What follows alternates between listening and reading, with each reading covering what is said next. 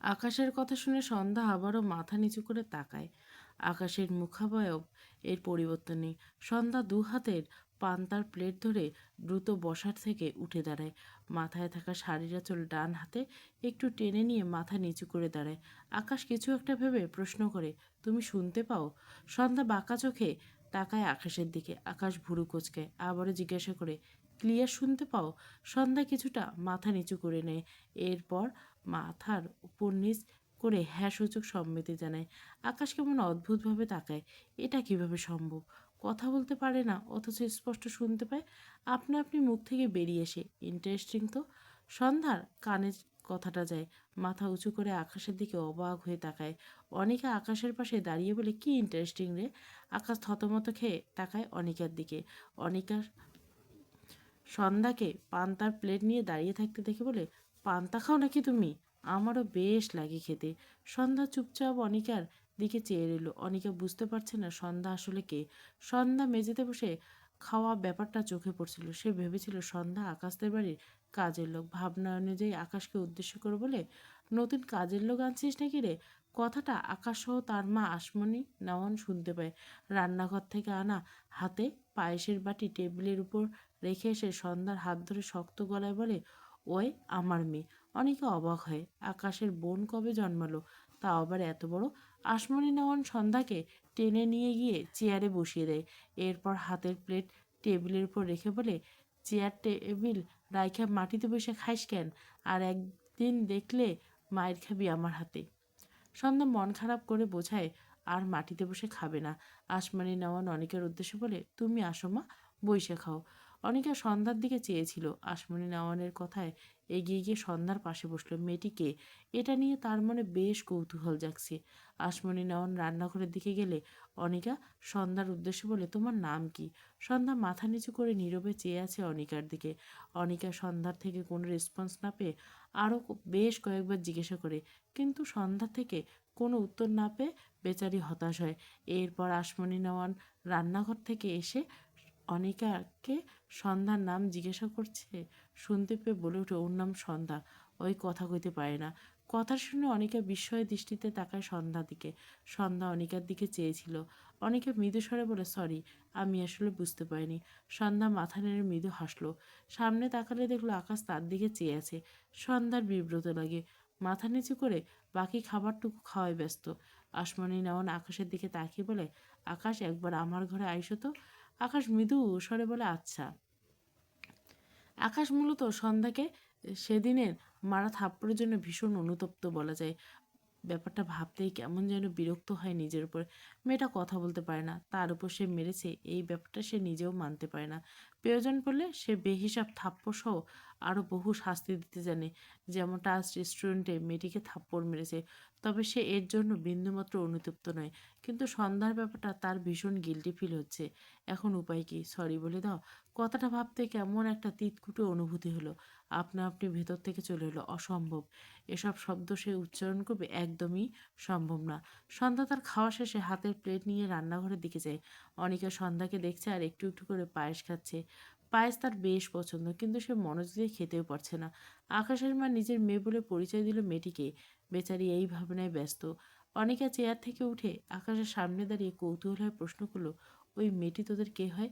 আকাশ বিরক্ত চোখে তাকায়। অনিকাকে পাশ কাটিয়ে তার মায়ের ঘরের দিকে যেতে নিলে অনিকা আকাশের হাত টেনে ধরে বলে, আরে বলে যা, এত কৌতূহল নিয়ে থাকতে পারি না। আকাশ রেগে তাকায় অনিকার দিকে, দাঁতে দাঁত চেপে বলে, থাপ্পড় খাবে, হাত ছাড়।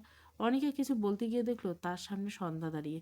তাদের দিকে কিভাবে যেন তাকিয়েছে। সন্ধ্যার দৃষ্টি অনুসরণ করে তাকালো, দেখলো সন্ধ্যা তারার হাতে আকাশের ধরা হাতের দিকে চেয়ে আছে। অনেকে ভুরু কুচকায়। আকাশ ঝাড়া মেরে তার হাত ছাড়িয়ে নেয়। চিবিয়ে চিবিয়ে বলে, মুড ভালো আছে তাই বেঁচে গেলি। কথাটা বলে উল্টো ঘুরলে সন্ধ্যাকে দেখে ভুরু কুচকে তাকায়, কিছু বলল না। বড় বড় পা ফেলে সন্ধ্যার পাশ কাটিয়ে তার মায়ের ঘরের দিকে যায়।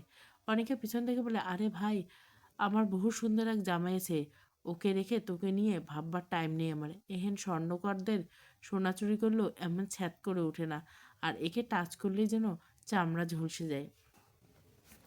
কথাগুলো বলে সন্ধ্যার দিকে তাকালে দেখলে সন্ধ্যা কেমন অদ্ভুতভাবে চেয়ে আছে তার দিকে। অনেকে মেকি হেসে বলে, তুমি আন্টির মেয়ে হলে হিসাব মতো তুমি আকাশের বোন। পেট থেকে বের না হয়েও মেয়ে হওয়া যায়, এটা কোনো ফ্যাক্ট না। কিন্তু তোমার ভাইটা একদমই সুবিধার না, বুঝলে? শুধু অসুবিধা দিয়ে ভরা। কথাগুলো বলে থামে অনিকা। ভাবলো মেয়েটা হয়তো তার কথা শুনতে পায়নি। এগিয়ে গিয়ে চেয়ারে বসে বাকি পায়েসটুকু খাওয়ায় মনোযোগী হয়। আসমানি নাওয়ানের আলমারি থেকে বেশ কয়েকটি কাগজ বের করে আকাশের দিকে বাড়িয়ে দিয়ে বলে, এগুলো তোমার কাছে রহো। আকাশ হাতের কাগজগুলোর দিকে চেয়ে অবাক হলো। বেশ কয়েকটি মোটা অঙ্কের চেক, তার মধ্যে একটি পুরো 15 লাখ টাকার চেক দেখে টাকা উঠানো হয়েছে। আকাশ বিস্ময়ের দৃষ্টিতে তার মায়ের দিকে তাকায়। আসমনি নাওয়ান আঞ্চলিক ভাষায় কথা বললেও তিনি বেশ শিক্ষিত। ভদ্রমহিলার অনার্স কমপ্লিট। এরপর আর পড়েনি। আকাশ অবাক হয়ে বলে, এত টাকা উঠিয়ে কি করছো মা? আসমনি নাওয়ান মৃদুস্বরে বলে, আমার দরকার ছিল। আকাশের রাগ হয়, মানে তার মা এসব কি শুরু করছে? একটার পর একটা কাজ করছে, কোনো উল্টা তো কোনটা সোজা। সোজা কাজই বা বুঝবে কি করে? এত টাকা কি করছে তার মা? রেগে বলে, তুমি এত টাকা কবে তুলছো? আর করছো এটা আবার কি? আসমনি নেওয়ার রেগে বলে, সেই কৈফিয়ত আমি তোরে দিমু না। আকাশ চোখ বুঝে শব্দ করে শ্বাস ফেলল, নিজেকে জমিয়ে তার মায়ের দিকে চেয়ে বলে, আমি তোমার কাছে কৈফিয়ত চাইছি না মা। কোনো কাজ করার আগে আমাকে অ্যাটলিস্ট জানানো উচিত, এটুকু অধিকার তো আমার আছে। আসমনি নেওয়ার মৃদু স্বরে বলে, আমার ইচ্ছে করেনি। আকাশের হাতে থাকা কাগজগুলো হাতের মুঠোয় দলা পাকালো। এত রাগ লাগছে তার, রেগে মেগে দলা পাকানো চেকগুলো ছুঁড়ে ফেলে চেয়েছি বলে, আমারও ইচ্ছা করছে না এসব ফালতু কাগজ আমার কাছে রাখতে। কথাটা বলে হনহন করে ঘর থেকে বেরিয়ে যায়। আসমনি নেওয়ারের খারাপ লাগলো, আবার নিজের দিকটা ভাবলো। আসলে আকাশকে বলা উচিত ছিল। তার ভুলের জন্য আকাশটা কেমন হুটহাট উদ্ভট আচরণ করছে। আসমনি নাওয়ানের রুমের পাশের রুম সন্ধ্যার। সে তার রুমে যাওয়ার সময় আকাশের মুখে টাকার কথাগুলো শুনতে পেয়ে দাঁড়িয়ে যায়। সে আসলে বুঝলো না এসবের কারণ। তবে সন্ধ্যার অবাক লাগে, এই ভদ্রমহিলা অনেক ভালো। অন্তত তার সাথে তো অনেক ভালো ব্যবহার করে। তার সৎমা এমন ভালো মানুষের হাতে তাকে তুলে দিল কেন? সে তো পারলে সন্ধ্যাকে জাহান্নামে পাঠাতে চায়। আর তার বাবা, তার মা মারা যাওয়ার সাথে সাথে তার বাবাও হারিয়ে গেছে। সে শুধু সকাল আর সায়নের বাবা হয়ে গেছে। তার আর সৌম্যর ভাইয়াকে ভুলে গিয়েছে। মা মারা গেলে বাবারা বুঝি এভাবে স্বার্থপর হয়ে যায়? কথাগুলো ভাবতে গিয়ে কখন যে চোখ জোড়া ভরে উঠল মেয়েটার। সন্ধ্যা মাথা নিচু করে দাঁড়িয়েছিল। হঠাৎ জোরেসোরে এক ধাক্কাকে ঠাস করে মেঝেতে পড়ে যায়। আকাশ তার মায়ের ঘর থেকে বেরিয়ে কোনো দিকে তাকায়নি, হনন করে বেরিয়ে যাচ্ছিল। হঠাৎ সন্ধ্যার সাথে ধাক্কা খায়। সন্ধ্যা তো উল্টে পড়েছে। আকাশ নিজেও সামলাতে না পেরে সন্ধ্যার উপরে ঠাস করে পড়ে যায়। সন্ধ্যা আকাশ দুজনে হতভম্ব হয়ে যায়। এমন অনাকাঙ্ক্ষিত ঘটনায় কারো ধারণা ছিল না। আকাশ সন্ধ্যার দিকে তাকালে সন্ধ্যার ভেজা চোখ জোড়া তার দৃষ্টিতে পড়ে। সন্ধ্যা কথা বলতে পারে না। ঢোক গিলে দু হাতে আকাশের বুকে রেখে আকাশকে ঠেললে আকাশ অদ্ভুতভাবে তাকায় সন্ধ্যার দু হাতের দিকে। সে এখনও সন্ধ্যার উপর বুঝতে পেরে বিড়বিড় করে বলে, ও শিট। এরপর ধরধর করে উঠে দাঁড়ায় সন্ধ্যার উপর থেকে। সন্ধ্যা স্বস্তির নিঃশ্বাস ফেলে। সেও মেঝে থেকে উঠে দাঁড়াতে গিয়ে চোখ মুখ কুঁচকে নেয়। কোমরে বেশ ব্যথা পেয়েছে, তবে সেসব পাত্তা দিল না, বরং তাড়াতাড়ি করে উঠে গেল। এরপর কোনো দিকে না তাকিয়ে এক প্রকার দৌড়ে তার ঘরে গিয়ে দরজা আটকে দেয়। আকাশ তীক্ষ্ণ চোখে দেখলো সন্ধ্যার প্রস্থান। পাশ থেকে অনেকে ভাবুক ভঙ্গিতে বলল, আন্টি বলল সন্ধ্যা তার মেয়ে, হিসাব মতো সন্ধ্যা তোর বোন, কিন্তু বোনের সাথে এত রোমান্টিক মুভমেন্ট ক্রিয়েট হয়ে যাচ্ছে কেন বুঝলাম না। আকাশ ধমকে বলে, তখনকার থাপ্পড় এখন খেতে না চাইলে মুখ বন্ধ রাখ। ঘরের ভিতর থেকে আসমনি নাওয়ান বেরিয়ে এসে বলে, এহেনে কি পড়ার শব্দ হলো? আকাশ কিছু না বলে সিঁড়ি বেয়ে উপরে উঠতে থাকে তার ঘরের দিকে। আনিকা মৃদু হেসে বলে, আকাশ পড়ে গেছিল আন্টি, তোমার ছেলের শরীরে মনে হয় পুষ্টির অভাব পড়েছে, একটু বেশি বেশি খাওয়াও তো। আসমানি নেওয়ার হাসলো, তিনি ভাবলেন অনেকে মজা করছে। অনিকার বাবা আর আকাশের বাবা বিজনেস পার্টনার। তবে আকাশ আর অনিকার বন্ধুত্ব তাদের বাবার জন্য নয়, বরং কলেজ লাইফ থেকে আকাশ, অনিকা সহ তাদের আরও দুজনের একটি ফ্রেন্ড সার্কেল ছিল। তখন থেকে সবাই বেশ ভালো ফ্রেন্ড। বাকি দুজনের খোঁজ পাওয়া যায় না। অনিকাই আকাশের বাড়িতে একটু একটু যাওয়া আসা করে। সন্ধ্যা পেরিয়েছে। প্রকৃতিতে হালকা দিনের আলোয় এখনও বিদ্যমান। ইরা কার্জন হলের সামনে মাঠে বসে আছে, দুহাত জমা করে তার উপর চিবুক ঠেকে মলিন মুখে চেয়ে আছে। তার কিচ্ছু ভালো লাগে না। সকালের পর পর সৌম্য চলে গেলেও ইরাও বাড়ি চলে গেছিল, কিন্তু ওই আলিশান বাড়িতে ইরার মন টেকে না। তাই বিকেলে আবারও এই ফাঁকা জায়গাটায় বসেছে। সৌম্যর নাম্বারে কল করেছিল, সে কল রিসিভ করেনি। ইরা জানে সৌম্য ইচ্ছে করে তার কল রিসিভ করছে না। সৌম্য তাকে ইচ্ছে করে কত শত অবহেলা করে, সেসবের হিসাব কষে দিন শেষ করা যাবে না। ইরার খুব মন কাঁদে। ভাবনায় কথাগুলো আসতে ইরার চোখের কোণে পানি জম কণা জমে। ইরা হঠাৎ পিছন থেকে সৌম্যর শক্ত কণ্ঠে ইরা ঝাঁকি দিয়ে ওঠে। সৌম্য দাঁতে চাপচাপে বলে, এইখানে বসে আছিস কেন, থাপ্পড় খাবি? ইরা পিছু ফিরে সৌম্যের দিকে চেয়ে বলে, তুই যা, আমার ভালো লাগছে না, এখানে কিছুক্ষণ থাকি। সৌম্য আশেপাশে তাকায়। এসব জায়গা মেয়েদের জন্য সেফ না। এসব জানে না। রেগে বলবে, এক্ষুনি বাড়ি যাবি? এসব জায়গা সেফ না, জানিস না? ইরা গাঁটটি মেরে বসে থেকে বলে, আমার জন্য কেন ভাবিস তুই? সৌম্যর বিরক্ত লাগে। রেগে বলে, ইরা এমনিতে আমার মন মেজাজ কোনোটাই ভালো নেই, উঠ এখান থেকে। ইরা মাঠ থেকে উঠে সৌম্যর সামনে দাঁড়ায়। অনুরোধের সুরে বলে, তোর কি হয়েছে, আমাকে বলছিস না কেন সৌম্য? তোর প্রবলেম সলভ করতে আমি হেল্প করতে পারি না? সৌম্য কিছু না বলে তার ডান হাতের ইরার বাঁ হাতের কবজি ধরে সামনের দিকে এগিয়ে যায়। ইরা অবাক হয়। সৌম্য পিছু পিছু যায় আর তার ধরে রাখা সৌম্যর হাতের দিকে চেয়ে থাকে। মুখে একটুখানি হাসি ফুটলো, তবে তা মিলিয়ে গেল। সে জানে সৌম্য একদিন তার থেকে হারিয়ে যাবে। ও সবসময় তার থেকে পালিয়ে বেড়ায়। সৌম্য কিছুটা হোঁচট খেয়ে গিয়ে একটা রিক্সা দাঁড় করায়। ইরাদের বাসা চাংখার পুল পর্যন্ত ভাড়া মিটিয়ে ইরার উদ্দেশ্যে ছোট্ট করে বলে, রিস্কায় ওঠ। ইরা কথা বাড়ান না, চুপচাপ রিস্কায় উঠে বসলো। সৌম্য গম্ভীর গলা বলল, চেপে বস। ইরা অবাক হয়ে তাকায়। সৌম্য তার সাথে যাবে? যখন তারা শুধু বন্ধুত্ব ছিল তখন কত একসাথে বসেছে, কিন্তু হঠাৎ কেন যেন তাদের মধ্যে একটা প্রাচীর তৈরি হয়ে গেছে। সৌম্য তাকে অ্যাভয়েড করতে শুরু করেছে। দীর্ঘশ্বাস ফেলে ডান দিকে একটু চেপে বসলে সৌম্য রিক্সায় উঠে বসে। এরপর মৃদুস্বরে বলে, মামা চলো। ভদ্রলোক রিক্সা চালানো শুরু করে। ইরা দুহাত জমা করে রাখে। রিক্সার ঝাঁকুনিতে সৌম্যর হাতের সাথে ইরার হাতে ধাক্কা লাগে। সৌম্য খুব স্বাভাবিকভাবে বসে আছে, দৃষ্টি সামনে রাস্তার পানে। আবার একটু পরপর ফোনে কিছু দেখছে। ইরা মাঝে মাঝে আর চোখে সৌম্যর দিকে তাকায়। শ্যাম বর্ণের ছেলে সৌম্য। ইরার চোখে সৌম্যকে ধরে। হাজারো ফর্সা ছেলের ভিড়ে বারবার ইরার চোখে আটকে যায় শ্যামবর্ণের সৌম্যতে। সৌম্যর চোখ দুটো বেশ সুন্দর, চোখে লাগে ভীষণ।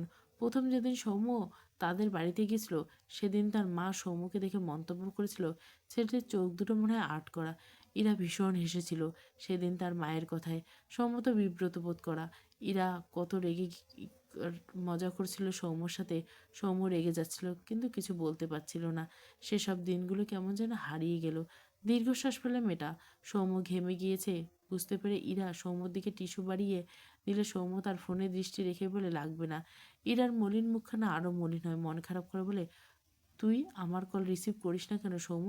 সৌম্যর অকপটে জবাব, ভালো লাগে না তাই। ইরা চোখ দুটো ভরে ওঠে। মেয়েটি বাচ্চাদের মতো করে কাঁদতে ইচ্ছা করলো। মাথা নিচু করে নিল। হাজার চেষ্টা করে নোনা পানি আটকাতে পারল না। টুপ করে হাতের উপর দু ফোঁটা পানি গড়িয়ে পড়লো। আরেকবার আট চোখে সৌম্যর দিকে তাকালে দেখলো সৌম্য ফোনে ব্যস্ত। ইরা মাথা নিচু করে আট চোখে তার ভেজা চোখ জোড়া মুছে নেয়। বেশ কিছু সময়ের মাঝে রিক্সাওয়ালা ইরার বাসার সামনে রিক্সা দাঁড় করালে ইরা চুপচাপ রিক্সা থেকে নেমে যায়। সৌম্যকে বাসায় আসতে বলতে চেয়েও বলল না, আসবে না তো। উল্টে এমন কিছু বলবে যা তাকে শুধু কষ্ট দেবে। সৌম্য ইরার দিকে চেয়ে বলে, ভেতরে যা। ইরা দীর্ঘশ্বাস পেলে উল্টো ঘুরে এগিয়ে গেল। সৌম্য তাকিয়ে রইল ইরার দিকে। ইরার গায়ের রং ধবধবে ফর্সা, চোখে লাগে খুব।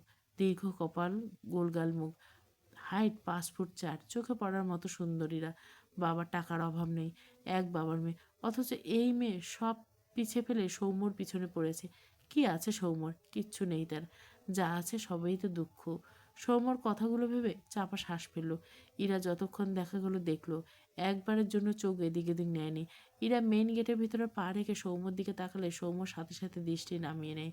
সৌম্য ফোনে ব্যস্ত দেখে ইরা চোখ জোড়া আর একবার ঝাপসা হয়ে যায়। নিজেকে সামনে দরজা আটকে ভেতরে চলে গেলে সৌম্য ঘাড় ঘুরিয়ে তাকায় ইরাদের বন্ধ দরজার দিকে। দীর্ঘশ্বাস ফেলে বিড়বিড় করে বলে, তোর সুখ প্রাপ্য ইরা, কিন্তু আমার শূন্য খাতায় সুখের পরিমাণ যে শূন্য। সৌম্য রিক্সা থেকে নামতে গেলে ফোনে কারো কল আসলে পরিচিত কারো নাম্বার দেখে রিক্সা থেকে নামলো। কল রিসিভ করে সালাম দেয়। ওপাশ থেকে কিছু বলল না বোধহয়। সৌম্য আর রিক্সা থেকে নামলো না। ফোন পকেটে রেখে রিক্সায় ঘুরিয়ে নাজিরা বাজারের দিকে যেতে যেতে বললে রিক্সাওয়ালাকে, রাত 8:30। আকাশ নাজিরা বাজারে একটি রেস্টুরেন্টে বসে আছে, কারোর জন্য অপেক্ষা করছে। একটু পরপর হাত ঘুরতে সময় দেখতে দেখতে আবারও ফোনে কিছু করছে। সৌম্য আকাশের সামনে দাঁড়িয়ে ডান হাত এগিয়ে দিয়ে সালাম দেয়। আকাশ ডান হাত বাড়িয়ে সৌম্যর সাথে হাত মেলায়, সাথে সালামের উত্তর দেয়। সৌম্যকে বসতে বলে সৌম্য আকাশের সামনে চেয়ারে বসে একে অপরকে জিজ্ঞাসা করে কেমন আছো। এরপর আকাশ হালকা কিছু অর্ডার করে, সাথে 2 কাপ কফি অর্ডার দেয়। এরপর সৌম্যর উদ্দেশ্যে বলে, শিমুকে পড়াতে আসছো না কেন? সৌম্য মৃদুস্বরে বলে, ভাইয়া আমার কিছু প্রবলেমের কারণে যেতে পারছি না, 2-1 দিনের মাঝে যাব। আকাশ ছোট্ট করে বলে, ওকে। এরপর পকেট থেকে একটা খাম বের করে সৌম্যর দিকে এগিয়ে দিয়ে বলে, এটা রাখো, আমি নেক্সট 1 সপ্তাহ থাকবো না, এই জন্য মূলত তোমাকে রেখেছি। সৌম্য মৃদু হেসে বলে, থ্যাংক ইউ ভাইয়া। আকাশের দেওয়া প্যাকেটটি তার পাশে রাখলো সৌম্য। আকাশের খালাতো বোন শিমুকে প্রাইভেট পড়ে সৌম্য। আকাশের খালু বেঁচে না থাকায় আকাশ তার খালাদের মোটামুটি সব দেখাশোনা করে। সৌম্যকে টিচার হিসেবে সেই ঠিক করেছিল। শিমু ক্লাস 10-এ পড়ে। আকাশ সৌম্যর খোঁজ পেয়েছিল তার ভার্সিটির অনেক পরিচিতর সাথে যোগাযোগ করে। আকাশ ঢাকা ভার্সিটির স্টুডেন্ট ছিল, সেই হিসেবে সৌম্যদের বড় ভাই। আকাশকে মাস্টার্সে 1 বছর ভার্সিটিতে পেয়েছিল সৌম্যদের ব্যাস। এরপর আকাশ বিদেশে চলে যায়। আকাশ সৌম্যকে যে টিউশনি ফি দিল, এটা মূলত শিমুকে পড়ানোর ফিস। আজ মাসের 3 তারিখ। সৌম্য গত 1 বছর থেকে শিমুকে পড়ে। সে একমাত্র শিমুর ফিস প্রতি মাসে 1 তারিখে পায়, সেটা তাকে আকাশ দিয়ে থাকে। এইবার সৌম্য না যাওয়ায় আকাশ নিজ থেকে ডেকে তাকে ফিস দিয়ে দিল। কত টিউশনির টাকা তো 10 তারিখ পেরিয়ে যায়, আবার 15 তারিখও পেরিয়ে যায়। আকাশ কফির কাপে চুমুক দিয়ে সৌম্যর উদ্দেশ্য বলে, কী অবস্থা, পড়াশোনা কেমন চলছে? সৌম্য ভদ্রতার সুযোগ মাথা নেড়ে বলে, জি ভাইয়া ভালো। আকাশ অর্ধেক কফিটুকু খেয়ে উঠে দাঁড়ায়, ফোন পকেটে রেখে সৌম্যর উদ্দেশ্য বলে, তোমার বেশি প্রবলেম হলে কয়েকদিন গ্যাপ দিতে পারো, প্রবলেম নেই। সৌম্য দাঁড়িয়ে মৃদুস্বরে বলে, জি ভাইয়া। এরপর আকাশের দিকে হাত বাড়ালে আকাশ পুনরায় হাত মেলে সৌম্যর সাথে। দুজনে একসাথে বেরিয়ে যাওয়ার সময় সৌম্য পেমেন্ট করতে গেলে আকাশ সৌম্যকে ধমক সরিয়ে দেয়। এরপর সে বিল মিটিয়ে রেস্টুরেন্ট থেকে বেরিয়ে যায়। যাওয়ার আগে বলে, শিমু ফাঁকি দিলে আমাকে ইনফর্ম করবে অবশ্যই। সৌম্য মাথা নেড়ে সম্মতি জানায়, সাথে একটু হাসে। শিমুটি বেশ চঞ্চল আর একটু একটু ফাঁকিবাজ। যখন মেয়েটির মা তার সাথে পারে না, তখন আকাশকে বাড়িতে ডাকলে শিমু তার কাছে সুরসুর করে পড়তে বসে। বেশ ভয় পায় আকাশকে। ভার্সিটি আকাশের জুনিয়ররাও আকাশকে বেশ ভয় পেত। তাদের মধ্যে সৌম্যদের ব্যাচও ছিল, অবশ্য ভয় পাওয়ারই কথা। কোথাও কোনো ঝামেলা হলে সেখানে আকাশ হকি স্টিক নিয়ে হাজির হয়ে যেত। সে আসলে যে আসলে দোষী, কোনো কথাই ছাড়াই এলোপাথারি মারত। সৌম্য পার্সোনালি আকাশকে পছন্দ করতো না। আকাশ ভার্সিটি দেখালেন, তবে সৌম্য লাস্ট 1 বছর আকাশের বোনকে পড়াতে এসে বুঝছে আকাশ ভীষণ অমায়িক একজন মানুষ, খুব বিবেকবান, সাথে মন মানসিকতারও বেশ ভালো। সৌম্য রাস্তার ধার দিয়ে একা হাঁটছিল, 2 হাতে প্যান্টের পকেটে গুছে। টাকা পেয়ে তার মেয়েদের মতো কান্না করছে। শিমুকে পড়িয়ে সৌম্য পুরো 12,000 টাকা পায়। এই আকাশ থেকে সে সবার আগে সন্ধ্যার জন্য কিছু টাকা সরিয়ে রাখে, কিন্তু তার বোনটা যে আজ কোথায় সেটাই জানতে পারল না ও। ভালো আছে তো? সে কি খুঁজে পাবে তার বোনটাকে? সন্ধ্যা কি তার দিকে মায়াভরা চোখে তাকাবে? এই শহরে তার বোনকে রাখবে তার কাছে? তার বোনের স্বামীকে কোনো মানুষরূপী অমানুষ নয় তো? তার বোনকে সেখানেও কি অত্যাচার করা হয়? সৌম্যর নিজের দুর্বল লাগে। রাস্তার পাশে বসে পড়ে। চোখের পর্দায় শেষবারে মায়ের অসহায় চাহনি ভেসে ওঠে। সেই চাহনিতে হয়তো ছিল সন্ধ্যাকে দেখে রাখার আকুতি। ভেসে উঠল সন্ধ্যার মায়াভরা মুখ। প্রতিবার শহরে ফেরার সময় সন্ধ্যা তার দিকে ভেজা চোখে চেয়ে থাকতো, যে দৃষ্টিতে মিশে থাকতো তার ভাই কেন ওই নরক থেকে তাকে বের করে আনে না। এরপর ইরার টলমলে চোখ জোড়া ভেসে উঠত, যে চোখ জোড়া কত শত অভিমান অভিযোগ সৌম্যকে ঘিরে। কিন্তু সৌম্যর সেসব দেখার সাহস হয় না। তার জীবনটা অভিশপ্তের মতো, সবাই হারিয়ে যায় তার থেকে। আর যে পাশে থাকতে আসে, সৌম্য তো তার নখের যোগ্য নেই। মাথা যন্ত্রণা শুরু হয়, 2 হাতে মাথার চুল টেনে ধরে। ঘড়ির কাঁটা জানান দেয় রাত 10:30। সন্ধ্যা তার ঘরের ব্যালকনিতে এক কোণে দাঁড়িয়ে আছে, মুখটা মলিন। ভাইয়ের কথা খুব মনে পড়ছে। তার ভাই এরকম তারিখেই গ্রামে যায়। সে গ্রামে কষ্ট করে থাকলেও মাসে কয়েকবার করে তার ভাই ইয়াকে দেখতে পেত, কত শান্তি পেত। সৌম্য ভাইয়াকে তাকে মজা করে বলতো, বনু, আমরা একটা কুড়িয়ে পাওয়া বোন আছে বুঝলি, ওর নাম শুনবি? সন্ধ্যা আগ্রহের সাথে তার ভাইয়ের দিকে চেয়ে থাকতো। সৌম্য মনে মনে হেসে বলতো, ওর নাম সন্ধ্যা। সন্ধ্যা রেগে সৌম্যর বাহুতে কিল দিয়ে মুখ ফুলাতো। সৌম্য সন্ধ্যার জন্য আনা কেনা জামা বের করে সন্ধ্যার সামনে ধরলে সন্ধ্যা ভাইয়ের প্রতি সব অভিমান মুছে দিত। সৌম্য জামা পরলে সন্ধ্যা ঝটপট তার ভাইয়ের দেওয়া জামা পরে এসে তার ভাইকে দেখাতো। সারা সপ্তাহে সৎমায়ের অত্যাচার এক নিমেষে ভুলে যেত। যখন তার একমাত্র আপন ভাইয়ের সাথে একটুখানি খুনসুটিতে ব্যস্ত হতো। কথাগুলো ভাবতে ভাবতে সন্ধ্যার চোখ থেকে ঝরঝর করে পানি গড়িয়ে পড়ল। ব্যালকনি গ্রিলে মাথা ঠেকিয়ে চোখ বুঝলো। সৌম্য ভাইয়া কি তাকে নিতে আসবে না? গ্রামে যায়নি তার ভাই। বাবার থেকে শুনে কেন তাকে নিতে আসছে না সৌম্য ভাইয়া? বেশ অনেকক্ষণ নীরবে চোখের পানি ফেললো মেয়েটা। এরপর ওয়াশরুমে গিয়ে চোখে মুখে পানি দেয়। আসমনি নেওয়ান তাকে ঘরে যেতে বলছে, তাকে মাথায় তেল দিয়ে দিবে। সন্ধ্যা না করেনি। ভদ্রমহিলা তার কথা খুব ভাবে। সন্ধ্যার ভালো লাগে, অনেকটা মায়ের আদরের মতো লাগে। টেবিলের উপর থেকে একটা তেলের বোতল নিয়ে ঘর থেকে বেরিয়ে যায়। কিছুটা দূর গিয়ে হঠাৎ বোতল থেকে বেশ অনেকটা পরিমাণ তেল মেঝেতে পড়ে যায়। বোতলের মুখ আলগা থাকায় এমন হয়েছে। সন্ধ্যা বুঝতে পারেনি, বিরক্ত হলে নিজের উপর। আবার উল্টো ঘুরে এগায়, জায়গাটুকু মুছে ফেলবে সে। আকাশ অফিস থেকে ফিরছে। তার কাছে থাকা চাবির দ্বারা দরজা খুলে মাত্র বাড়ির ভিতর প্রবেশ করছে। দরজা লাগিয়ে উল্টো ঘুরলে দেখলো শাড়ি পরা একটা মেয়ে, মাথায় ঘোমটা টানা, ধীর পায়ে সামনে এগিয়ে আসছে। আকাশ বুঝলো এটা সন্ধ্যা। তাদের বাড়িতে সন্ধ্যা ছাড়া এভাবে কেউ থাকে না। সন্ধ্যার দিকে চেয়ে আকাশ এগিয়ে যাচ্ছিল, হঠাৎ তেলের উপর পা পড়ে আকাশের পা পিছলে পড়ে। বেচারা ঠাস করে মেঝেতে পড়ে যায়। ধপ করে শব্দ হয়। আকাশ হতভম্ব হয়ে নিজের দিকে চেয়ে আসে। মেঝেতে একদম ছড়িয়ে বসে পড়ছে সে। ওদিকে সন্ধ্যা কিছু পড়া শব্দ পেয়ে দ্রুত পিছু ফিরে তাকায়। আকাশকে মেঝেতে পড়ে থাকতে থেকে চোখ বড় বড় করে তাকায়। আকাশ তার সামনে দাঁড়ানো সন্ধ্যার দিকে তাকালে সন্ধ্যা হাতে তেলের বোতল দেখে যা বোঝা বুঝলো। পায়ের নিচে পিছলে কিছু পড়েছে। এটা তো বুঝেছে। তেলের বোতল দেখে পুরোটাই বুঝলো। সন্ধ্যা বারবার ঢোক গিলছে। আকাশ সন্ধ্যার দিকে শক্ত চোখে চেয়ে দাঁতে দাঁত চেপে বললে, ইডিয়েট, চোখে দেখে না? সন্ধ্যা কি বলবে বুঝলো না। আকাশের অবস্থা দেখে তার জন্য খারাপ লাগছে, সাথে হাসিও পাচ্ছে। লোকটা পড়েছে তো পড়েছে, একদম বাচ্চাদের মতো করে পা ছড়িয়ে পড়ার হাসি পাচ্ছে। না চাইতে ছোটের কোণে হাসি ফুটে ওঠে। আকাশ মেঝে থেকে উঠতে চাইছিল। অনেকটা জায়গা জুড়ে তেল, যার ফলে আকাশ ঠিক সুবিধা করতে পারছে না। বিরক্তি নিয়ে সামনে তাকালে সন্ধ্যার হাসি মুখ চোখে পড়ে যায়। আকাশ রেগে যাওয়ার কথা, কিন্তু রাগলো না। শীতল দৃষ্টিতে সন্ধ্যার মুখোমুখি চাইল। সন্ধ্যার গালে বাঁ পাশে বড়সড় একটা টোল, যা আকাশের দৃষ্টিকে নিখুঁতভাবে আটকায়। সন্ধ্যা বহু কষ্টে নিজেকে সামলানো। আকাশের দৃষ্টিতে খানিকটা বিব্রত হলো। তেলের বোতলটি মেঝেতে রাখলো। তখনই ওই বাড়ির বেল বেজে উঠল। সন্ধ্যা দরজার দিকে এগোয়। আকাশের বাড়ির কাজের লোক গিয়ে দরজা খুলে দেয়। সন্ধ্যার দৃষ্টি দরজার পানে। এক অপরিচিত ছেলে মুখ দেখে সন্ধ্যা ভুরু কুঁচকে তাকায়। ছেলেটি কোনো দিকে তাকালো না। আকাশকে পিছন থেকে দেখেই চিনতে পেরেছে। কোনো দিকে না তাকিয়ে এক দৌড়ে আকাশের সামনে দাঁড়িয়ে ক্যামেরার সামনে ক্লিক করে আর বলে, বাতাসবাবু, স্মাইল প্লিজ। আকাশ সন্ধ্যার দিকে চেয়েছিল। অপরিচিত কণ্ঠ পেয়ে সেদিকে তাকায়। ততক্ষণে ছেলেটি তার হাতে থাকা ক্যামেরার দ্বারা অনেকগুলো ছবি তুলছে আকাশের। সন্ধ্যা ছেলেটির পা থেকে মাথা পর্যন্ত দৃষ্টি বোলায়। ছেলেটা অনেকটা বিদেশিদের মতো দেখতে। হাইট 6 ফুটের কাছাকাছি। চুলগুলো হালকা ব্রাউন টাইপের। গায়ের রং ধবধবে ফর্সা। গালে দাড়ি নেই। গলায় ক্যামেরা ঝুলানো। গায়ে সাদা রঙের শার্ট, প্যান্ট জড়ানো।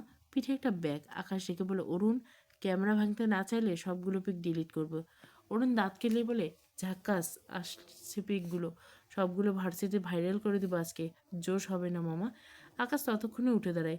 বা হাতে কোমরে রেখে চোখ মুখ কুচকালো। ভালোই ব্যথা পেয়েছে। অরুণ এগিয়ে এসে আকাশের পাশে দাঁড়িয়ে তার ক্যামেরা উঠানো পিকগুলো একটা একটা করে আকাশকে দেখায় আর বলে, তুই আমাকে এয়ারপোর্টে রিসিভ করতে গেলি না এত সুন্দর সারপ্রাইজ দিবি বলে?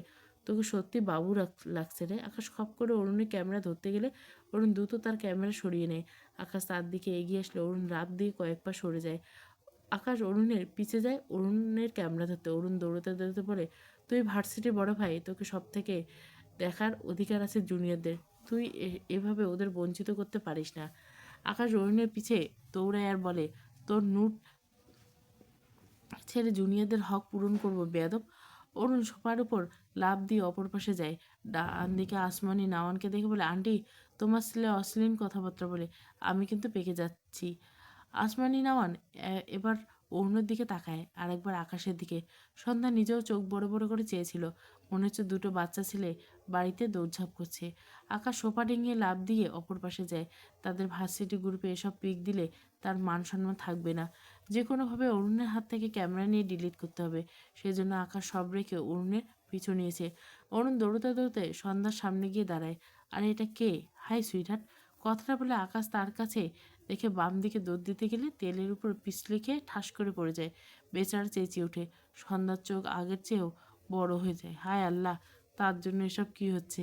আকাশ হাঁটু মুড়ে বসে অরুণের হাত থেকে ক্যামেরা ছিনিয়ে নেয়। এরপর একটা একটা করে সব পিক ডিলিট করে ঠাস করে অরুণের পায়ের উপর রাখে ক্যামেরা। অরুণ অসহায় মুখ করে থাকে। আকাশ উঠে দাঁড়িয়ে পকেট থেকে তার ফোন বের করে একটা পিক অরুণের দিকে ধরে সূক্ষ্ম হাসে। অরুণ চোখ বড় বড় করে তাকায়। আকাশ ফোনের স্ক্রিনে অরুণের একটা পিক, যেখানে অরুণের পরনে শুধু আন্ডারওয়ার পরা পিক। অরুণ অসহায় কণ্ঠে বলে, আস্তাগফিরুল্লাহ, এসব ডিলিট করে দে, এসব রাখলে আল্লাহ পাপ দিবে। আকাশ ফোনের দিকে চেয়ে গম্ভীর গলা বলে, যা, তুই ভাইরাল, এটাই তো সারপ্রাইজ। অরুণ চেঁচিয়ে বলে, আন্টি, তোমার ছেলে অশ্লীল ছেলেকে কিছু বলো, আমার ইজ্জত খেয়ে দিল। আসমানি নাওয়ান এগিয়ে এসে বলো, তুমি কখন আইলা? আকাশ তোমার আনতে চায়নি। অরুণ নিরসন মুখ করে বলো, তোমার ছেলে আপ্যায়ন কত বাজে দেখলে, এখন তুমি আমায় একটু আপ্যায়ন করে নাও। বলতে বলতে অরুণ উঠে দাঁড়ায়। সন্ধ্যা বিস্মিত, এরকম বিদেশি একজন ছেলে দিব্যি বাংলা বলছে। ব্যাপারটা সন্ধ্যাকে ভীষণ অবাক করছে। আকাশ তার ফোন পকেটে রেখে তার প্যান্টে ঝাড়ে কয়েকবার। প্যান্টে পায়ে পুরো তেল তেল হয়ে গেছে। উল্টে ঘুরে সামনে এক পা বাড়ালে সন্ধ্যাকে দেখে থমকে যায়। সন্ধ্যা অরুণের দিকে চেয়ে মুচকি মুচকে হাসছে। সামনে আকাশকে খেয়াল করেনি।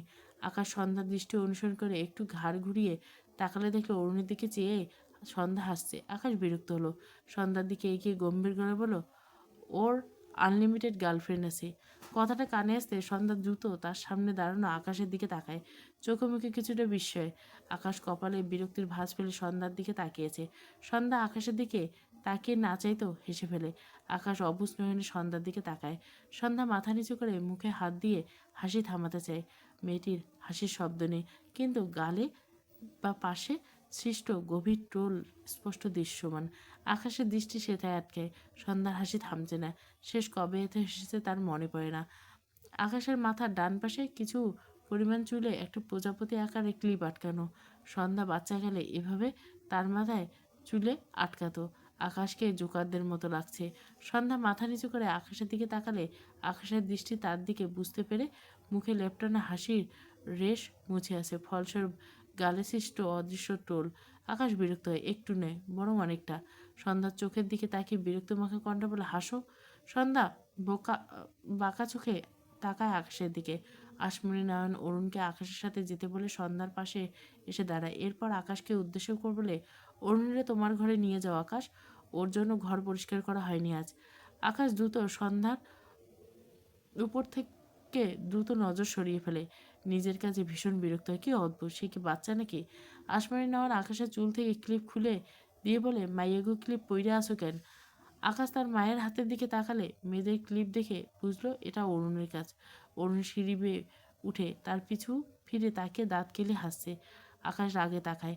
আসমানি নেওয়ানের পাশ কাটিয়ে 2-3 সিঁড়ি পরপর উপরে উঠতে থাকে অরুণকে ধরার জন্য। অরুণ দৌড় লাগায়। আকাশ আশেপাশে কিছু একটা খুঁজলো। পায়ের জুতা থাকলে এর কপালে আর জুতার বাড়ি জুটত। আকাশ বেয়াদবটার জন্য ওই মেয়েটা তাকে জোগাড় ভেবে হেসেছে। কথাটা ভাবতে মেজাজ খারাপ হলো। সন্ধ্যা মাথা উঁচু করে তাকিয়ে থাকে অরুণ আর আকাশের দিকে। আসমনি নারায়ণ রান্নাঘরের দিকে যেতে যেতে বলে, সন্ধ্যা মা, তুই ঘরে যা, এই দুইটা এক জায়গায় হলে এমনই করে। সন্ধ্যা মৃদু হাসে। আকাশ সবগুলো সিঁড়ি উঠে বিরক্ত চোখে চেয়ে রইল অরুণের দিকে। এ বাংলাদেশে পা রাখতে না রাখতে শুরু হয়ে গেল। অরুণ ততক্ষণে আকাশের ঘরে ঢুকেছে। আকাশ বিরক্তির শ্বাস ফেলে। ডান হাতে রেলিংয়ের সাথে একটা পাঞ্চ মারতে গিয়েও থেমে যায় সন্ধ্যার হাসি মাখা মুখ দেখে। মেয়েটি এত হাসি কেন? সবচেয়ে বড় কথা, আকাশের বারবার মেয়েটির হাসিতে চোখ আটকে যাচ্ছে। ব্যাপারটা আকাশের চরম বিরক্ত। সন্ধ্যার আকাশের সাথে চোখাচোখি হয়, দ্রুত মাথা নিচু করে নেয়। আকাশ সন্ধ্যার দিকে আর তাকালো না। দ্রুত পায়ে তার ঘরে চলে গেল। ঘরে গিয়ে ওয়াশরুম থেকে পানির শব্দ পেয়ে বুঝলো অরুণ ওয়াশরুমে। আকাশ তার হাত ঘড়ি খুলে টেবিলে রাখলো। এরপর শার্টের বোতাম একে একে খুলে শরীর থেকে ছাড়িয়ে নিল। ঘেমে নেমে একাকার হয়ে গেছে। ঘরে এসি ছেড়ে রিভানের উপর বসে চোখ বুজে দুপা মেলে ধরল। এরপর ডান পা নাড়াতে নাড়াতে বিড়বিড় করে পড়ল, বালের গরম। অরুণ ওয়াশরুম থেকে বেরিয়ে বেডের উপর ঠাস করে শুয়ে পড়ল। শব্দ পেয়ে আকাশ চোখ মেলে তাকায়, রেগে বলে, লাথি খাবি বেয়াদব! আমার ঘরে একটা সুদা এলোমেলো করলে এক লাথি দিয়ে যেখান থেকে এসেছিস আবার সেখানে পাঠাবো তোকে। ওর হেসে বলে, ওয়াও, তার মানে আমার যাওয়া টিকিট ভাড়া কোনোটাই লাগছে না, সেই তো। আকাশ বিরক্ত চোখে তাকায়। রিভ্যান থেকে উঠে বড় বড় পা ফেলে ওয়াশরুমে চলে যায়। অরুণের বাবা বিদেশি, মা বাংলাদেশি। তবে সে দেখতে একদম তার বাবার মতো হয়েছে বিদেশি। আর তার বাবা মায়ের ডিভোর্স হয়ে গেছে তার যখন 10 বছর। অরুণ 10 বছর পর্যন্ত বিদেশে ছিল তার বাবা মার সাথে। এরপর তার বাবা মা আলাদা হয়ে গেলে সে মায়ের সাথে বাংলাদেশে চলে আসে এখানেই পড়াশোনা করা। আকাশ, অনিকা আর এরা তার কলেজ লাইফের ফ্রেন্ড। তবে অরুণ পিএইচডি করে বাইরে সেটেল হয়ে গেছে। সে ভার্সিটি থাকাকালীন তার মা মারা যায়। এজন্য মূলত আর বাংলাদেশে ফেরেনি। অরুণ বাংলাদেশে এসেছে মূলত দুটি বিয়েতে অ্যাটেন্ড করতে, একটা আকাশের আর একটা অনিকার ছোট বোনের। ইরা আর ইতি বেডের উপর বসে আছে।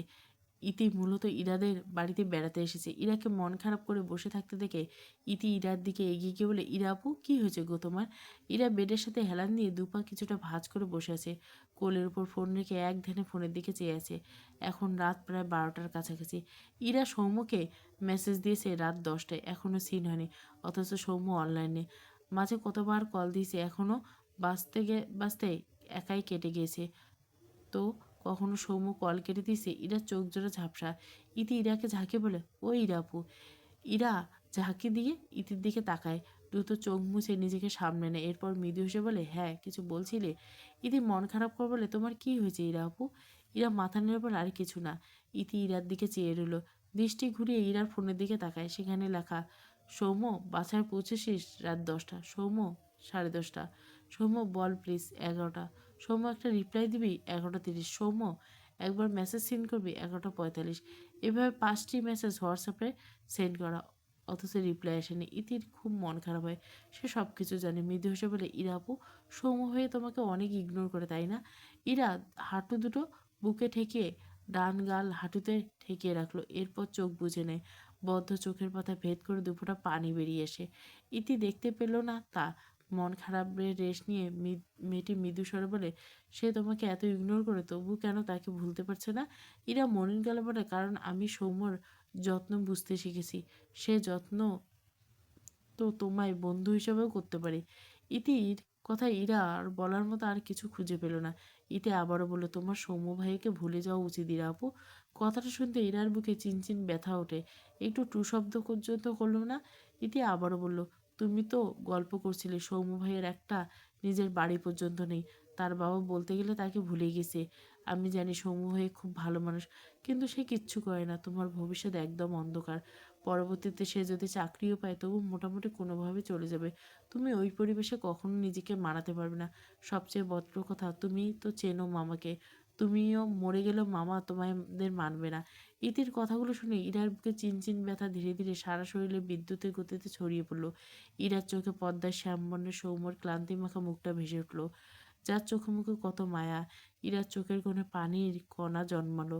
ভারী স্বরে বিড়বিড় করলো, সৌম্যকে কখনো ভুলে যাওয়া যায় না। ভুলতে গেলে বরং সৌম্যকে মনে পড়ার প্রহর আরও বেড়ে যায়। দরজার আড়ালে ইরার বাবা ইশতিয়াক আহমেদ দাঁড়িয়েছিল। সে মূলত এসেছিল ইরাকে দেখছিল। ভেবেছিল ইরা ঘুমিয়েছে।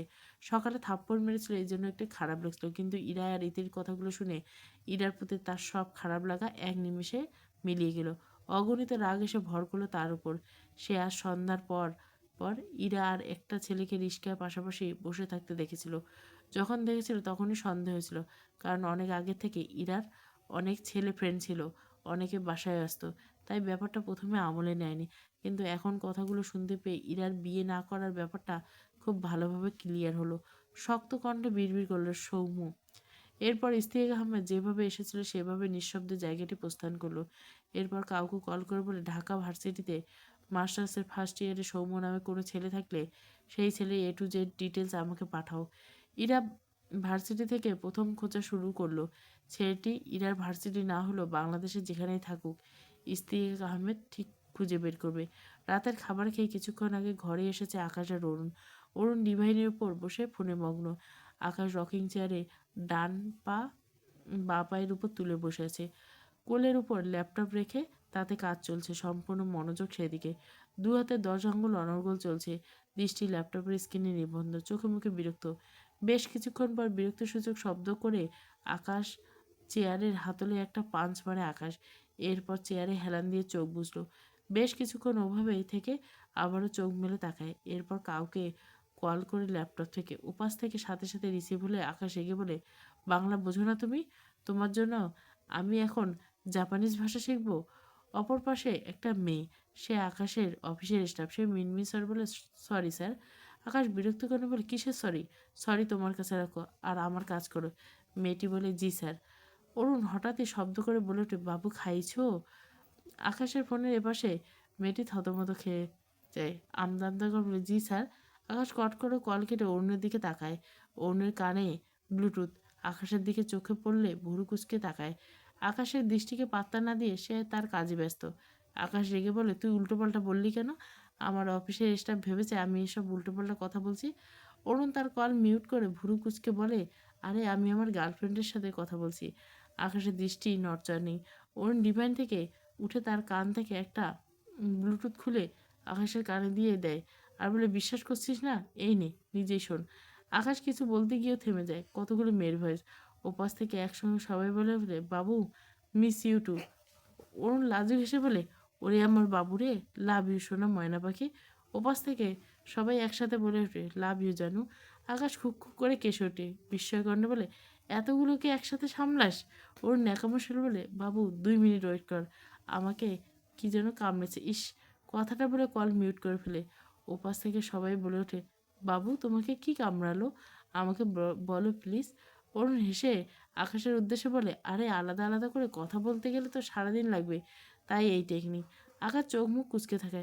তুই কি পরিমাণ প্লে বয় ভাবা যায়? কান থেকে ব্লুটুথ নিয়ে ছুঁড়ে ফেলে রেগে দেয়। সবগুলো থেকে তোর কপালে জুতোর বাড়ির ব্যবস্থা করব আমি, দাঁড়া। ক্যারেক্টারলেস। অরুণ হাসলো। আকাশ কিছু বলল না। আবারও ডিভাইনে গিয়ে বসে কথা বলে ব্যস্ত।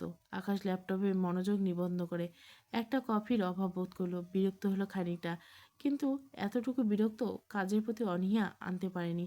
আকাশ আবারও টানা 5 মিনিট অনর্গল ল্যাপটপে কিবোর্ডে আঙুল চাললো। এরপর হঠাৎ আঙুলগুলোকে রেহাই দেয়। ডান হাতে তার মাঝারি সাইজের দাড়িতে হাত চালিয়ে সূক্ষ্ম এসে বিড়বিড় করে বলে, গুড জব। আকাশের বাবা সৈফুদ্দিন নেওয়ান আকাশের ঘরে এসে অরুণের পাশে বসলো। এরপর অরুণের কাজ চাপড়ে বলে, কেমন আছো ইয়াং ম্যান? অরুণ আকাশের বাবাকে দেখে দ্রুত ফোন রেখে ভদ্রলোকের দিকে ফিরে বসে। এরপর হেসে বলে, এই তো ভালো। আপনি কেমন আছেন আঙ্কেল? সৈফুদ্দিন নেওয়ান জানালেন তিনি ভালো আছেন। এরপর দুজনে আরও টুকটাক কথা বলে। সৈফুদ্দিন নেওয়ান আকাশের উদ্দেশ্যে বলে, আকাশ তুমি ইরাকে বিয়ে করবে না কেন বলছো? বাবার কথায় আকাশের দৃষ্টি থামে কিছুক্ষণের জন্য।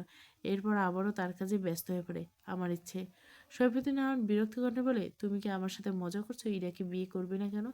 আকাশ ভাবলীনভাবে উত্তর দেয়, ইচ্ছে করছে না। ছেলে গা ছাড়া ভাবে। সৈফুদ্দিন নারায়ণ রেগে যায়। ডিভাইন থেকে উঠে দাঁড়িয়ে রাগান্বিত সবল হয়ে, তুমি কি ওই মেয়েটার জন্য বিয়ে করতে চাইছো না? আকাশের কপালে ভাঁজ পড়ে। রকিং চেয়ার ঘুরিয়ে ডান দিকে ঘুরে তার বাবার দিকে মুখ করে বসে। বা পায়ের উপর ভাঁজে করে রাখা ডান পা নাড়াতে নাড়াতে বুড়ো কুচকে বলে, কোন মেয়েটা?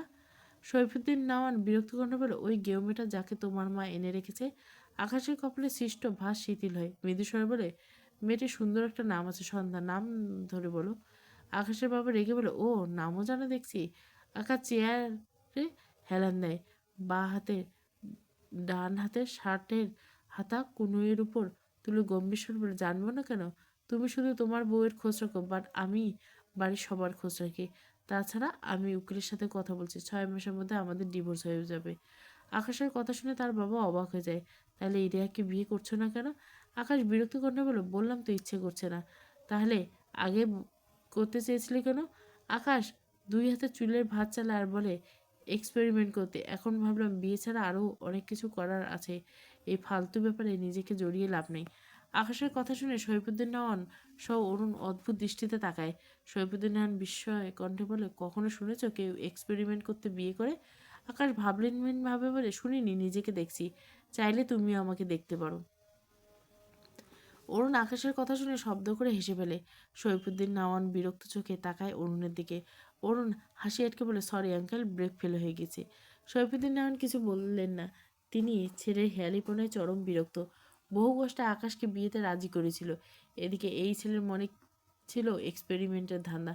কিছুক্ষণ চুপ থেকে আকাশের দিকে তাকিয়ে বলে, তুমি বিয়ে না করলে আমার ব্যবসায় কত বড় লস হবে আইডিয়া আছে তোমার? আকাশ ল্যাপটপের দৃষ্টি রেখে গা ছাড়া ভাব নিয়ে বলে, তাতে কি হলে হবে? সৈফুদ্দিন নারায়ণ রেগে বলে, মজা করো না আমার সাথে। বিয়ে করতে হবে তোমাকে। আকাশ গম্ভীর গলা বলে, আমি তো কবুল বলবো না, তাহলে বিয়ে হবে? শৈফুদ্দিন রেগে কিছুটা শব্দ করে চেঁচিয়ে ওঠে, আকাশ! আকাশ ঠাস করে ল্যাপটপ বন্ধ করে রকিং চেয়ার থেকে উঠে দাঁড়িয়ে যায়। হাতের ল্যাপটপ শব্দ করে টেবিলের উপর রাখে। শৈফুদ্দিন আবারও রেগে বলে, তোমাকে বিয়ে করতে হবে আকাশ। আকাশ এবার প্রচণ্ড রেগে যায়। উল্টো ঘুরে রকিং চেয়ারে জোরে সোরে এক লাথি দিয়ে চিৎকার করে বলে, একবার বলছি বিয়ে করবো না মানে করবো না, ব্যাস।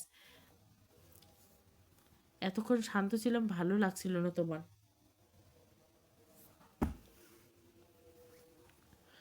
অরুণ দ্রুত দাঁড়িয়ে যায়। রকিং চেয়ারের দিকে তাকালে চেয়ারে 4 থেকে 5টা হাত দূরে সরে উল্টে পড়েছে। চেঁচামেচি শুনে আসমানি নাহান আকাশের ঘরে আসে। কি হয়েছে? সৈফুল্লাহ নিজ স্ত্রীর পানে শান্ত দৃষ্টিতে তাকায়। নরম কণ্ঠে বলে, কিছু না, কথা বলছিলাম। তুমি এখানে আসতে গেলে কেন? এসো, ঘুমাবে, অনেক রাত হয়েছে। আসমানি নাহান আকাশের দিকে তাকালে দেখলো আকাশ মাথা নিচু করে দাঁড়িয়েছে। সৈফুদ্দিন নাহান তার স্ত্রীর হাত ধরে বাইরে চলে গেল। অরুণ মৃদু হাসলো। আকাশের বাবাটা তার বউটাকে সেই মহব্বত করে। আকাশ বিরক্ত হয়ে ব্যালকনির দিকে চলে যায়। ঠান্ডা মেজাজটা নাড়িয়ে নাড়িয়ে গরম করে দিয়েছে। অরুণ আকাশের পিছন পিছন আস্তে আস্তে বলে, আমি কি আমার গার্লফ্রেন্ডের সাথে কথা বলতে পারি বাতাসবাবু? আকাশ পিছু ফিরিয়ে রেখে বলে, বাল যা তো, গার্লফ্রেন্ডের সাথে কথা বল, নয়তো শুয়ে থাক। শুধু আমার কানের কাছে ঘ্যান ঘ্যান করলে খবর আছে। অরুণ ভদ্র হয়ে দাঁড়িয়ে পড়ে। আকাশ ব্যালকনিতে চলে যায়। সৌম্য গতকাল গ্রামে গিয়েছিল, সকাল সকাল আবার ফিরে এসেছে। সন্ধ্যার খোঁজে গ্রামে গেছিল, কোথাও মন টিকে না। সবসময় মন অস্থির হয়ে থাকে। আজ ভার্সিটি যায়নি, নিজের রুমে উল্টো হয়ে শুয়ে আছে। সারাদিন এভাবেই চলছে। বিকেল হয়ে গেছে কিন্তু কোনো কাজ করেনি। গোসল, খাওয়া দাওয়া সব শুধু রেখে শুধু শুয়ে আছে। কিছুই ভালো লাগছে না। সন্ধ্যাকে কবে খুঁজে পাবে? তার বোনটা ছাড়া তার সব কিছু কেমন এলোমেলো লাগে।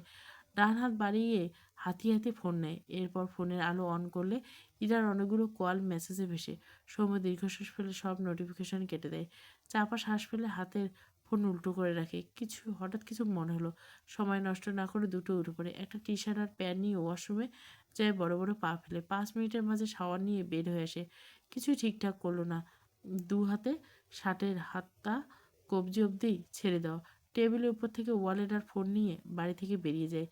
কার্জন হলের সামনে গিয়ে রিক্সা থামিয়ে ভাড়া মিটিয়ে দ্রুত পা চালায়। সন্ধ্যা হয়ে আসছে। আশেপাশে বার চোখ ঘুরিয়ে ঘুরিয়ে দেখে তার পায়ের গতি বাড়ে। ডান দিকে অনেকটা দূরে কাঙ্ক্ষিত ব্যক্তিকে দেখতে পেয়ে স্বস্তির নিঃশ্বাস ফেলে। যা ভেবেছিল তাই, মেয়েটি বাড়ি যায়নি। সৌম্য দ্রুত পা চালিয়ে এগিয়ে যায়। ইরা ঝাপসা চোখে তাকিয়েছে সৌম্যর দিকে। সৌম্য এগিয়ে এসে ইরার সামনে দাঁড়ায়।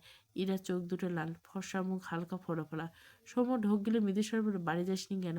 ইরা চিৎকার করে কাঁদতে ইচ্ছে করছে কিন্তু কাঁদলো না। মলিন গলা বলল, তুমি আমায় অবহেলা করতে গিয়ে কখনো ক্লান্ত হয়ে পড়িস না সৌম্য? সৌম্য অসহায় দৃষ্টিতে তাকিয়ে রইল ইরার মানে। শক্ত হয়ে কিছু বলতে চাইল কিন্তু পারল না ইরার অসহায়ত্ব ঘেরা মুখ দেখে। ইরাকে দেখতে অসুস্থ লাগছে। সৌম্য এগিয়ে এসে ডান হাতের উল্টো পিঠ দিয়ে ইরার কপাল চেক করলো। জ্বরে মেয়েটি গা পুড়ে যাচ্ছে। ইরা মাথা উঁচু করে সৌম্যর দিকে তাকিয়েছে। সৌম্য চিন্তিত কণ্ঠে বলল, তোর গায়ে অনেক জ্বর, এই শরীরে ভার্সিটি আসলি কেন? ইরা মৃদু হেসে বলে, বাড়ি থেকে বের হওয়ার সময় সুস্থ ছিলাম, জ্বর তো তোর অবহেলার ফসল। সৌম্য ইরার চোখে চোখ রেখে তাকিয়েছিল। দৃষ্টি বেশিক্ষণ স্থির রাখতে পারল না, চোখ জোরে সরিয়ে নিল। কিছু বলল না। ইরার হাত ধরে সামনে এগিয়ে গিয়ে একটা রিক্সায় উঠে বসলো দুজনে। বেশ কিছুক্ষণ যাওয়ার পর সৌম্য একটা হোটেলের সামনে রিক্সা দাঁড় করলো। এরপর ইরাকে নিয়ে রিক্সা থেকে নেমে দোকান থেকে দুটো ন্যাপা কিনে প্যান্টের পকেট রাখে। এরপর হোটেলের ভিতর প্রবেশ করে। ইরা নীরবে সৌম্যর পিছু পিছু যায়। সৌম্য এক সাইডে টেবিলের সামনে গিয়ে ইরাকে ভেতরে বসতে বলে। ইরা এবারও চুপচাপ ভেতরের চেয়ারে বসলো। ইরার পাশের চেয়ারে সৌম্য বসলো। এরপর ডান হাত উঁচিয়ে বলল, মামা, গরুর মাংস দিয়ে 1 প্লেট খিচুড়ি দাও তো। ইরা সৌম্যকে দেখলো। সৌম্য দু হাতের শার্টের হাতা ছেড়ে দেওয়া। সৌম্য নিজেকে সামনে নিল। মুখের উপর থেকে হাত সরিয়ে মৃদু স্বরে বলে, তাড়াতাড়ি খেয়ে নিয়ে বাড়ি যেতে হবে। ইরা নড়ল না। ভেজা চোখে সৌম্যর দিকে তাকিয়ে রইল। সৌম্য ইরাকে চুপ দেখে আবারও বলে, আমাকে যেতে হবে, তাড়াতাড়ি করো। ইরা ভারী গলে বলে, পালাতে চাইছো? সৌম্য হঠাৎ চেঁচিয়ে উঠে বলে, যা ইচ্ছা ভাবো, আমার থেকে দূরে থাকবি তুই। এমনিতে জীবনের প্যারা শেষ নেই, তার মধ্যে আর এক প্যারা জুটেছে।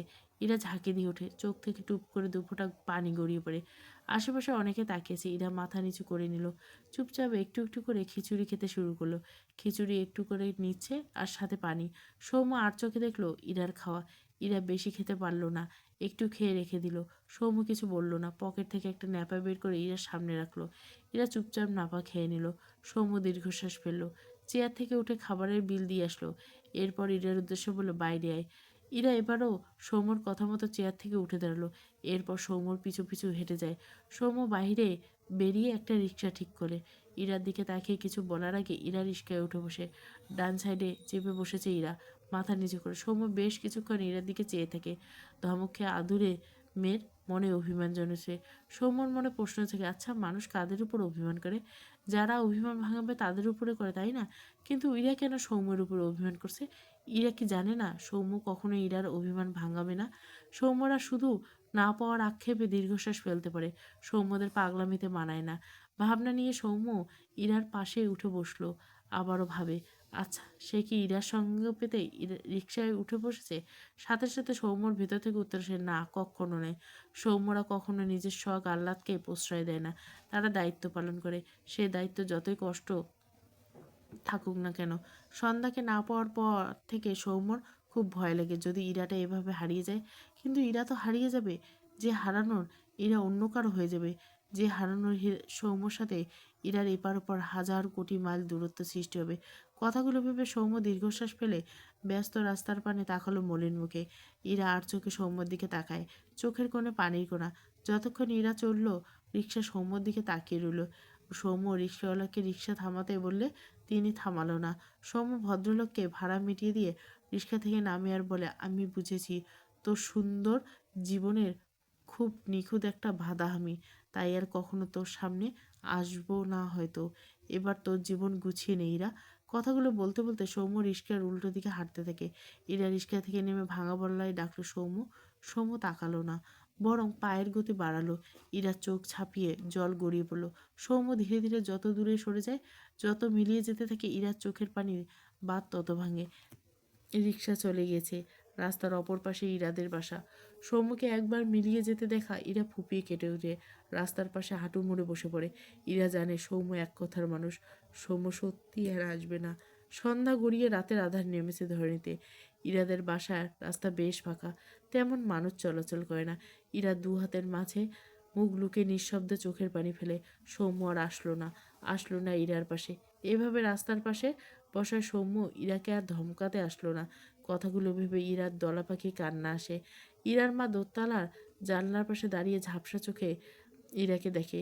ইতির মেয়ের কাছে পাঠিয়েছে, ভদ্রমহিলা কিছু করার নেই, শুধু মাঝে মাঝে অনেক কিছু করতে ইচ্ছে করে মেয়ের কষ্ট দেখে, কিন্তু স্বামীর কাছে তার কথার মূল্য নেই।